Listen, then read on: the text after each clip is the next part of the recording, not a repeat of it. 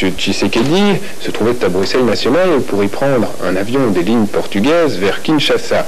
Mais sans le savoir, dit-il, il était en Belgique en situation irrégulière car frappé depuis 3 ans d'un ordre d'expulsion.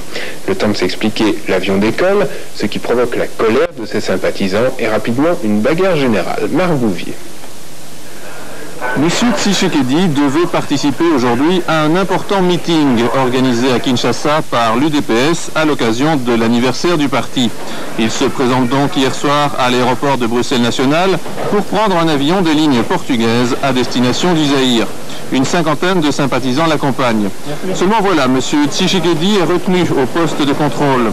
À ce moment, on ignore encore pour quelle raison. Parmi les militants de l'UDPS, l'ambiance s'échauffe.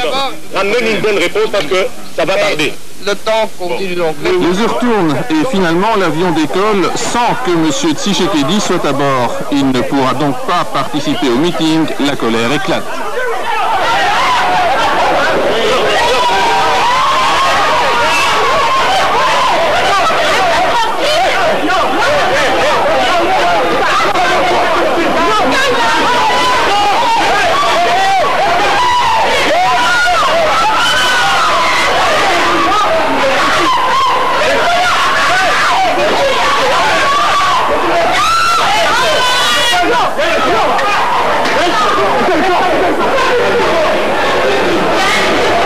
Résultat, 3 blessés dans les rangs des forces de l'ordre, 2 blessés parmi les militants zaïrois.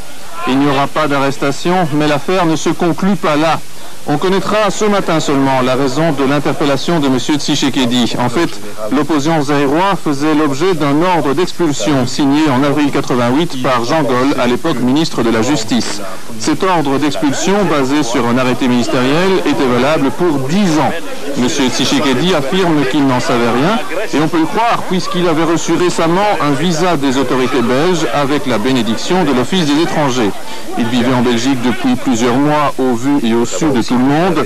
Vous le voyez ici participer à un Faire le point sur nos antennes le 9 décembre dernier. En outre, il voyageait régulièrement à l'étranger avec un visa parfaitement en règle. Comment se fait-il dès lors qu'un gendarme lui ait soudainement signifié qu'il était recherché et qu'il se trouvait en situation irrégulière? N'est-il pas étrange qu'on s'en souvienne précisément le jour où le leader zaïrois devait s'envoler pour présider au Zaïre un grand meeting d'opposition? Et puis, comment expliquer cet invraisemblable paradoxe? On interpelle M. Tshisekedi sur base d'un ordre d'expulsion et de la sorte on l'empêche physiquement de prendre son avion alors même qu'il ne souhaitait qu'une chose, quitter le pays. Alors, excès de zèle d'un fonctionnaire, prisonnier d'une logique absurde, ou sombre machination visant un parti d'opposition zaïrois à travers son leader? Écoutez l'avis du principal intéressé, Étienne Tshisekedi, qui, par la force des choses, est toujours en Belgique. Avez-vous le sentiment qu'on a voulu retarder volontairement votre départ pour Kinshasa? Oui, c'est non seulement les sentiments, c'est ma conviction qu'on a voulu retarder ma présence au meeting de mon parti à Kinshasa aujourd'hui même. Et selon vous, qui avait intérêt à une pareille manœuvre?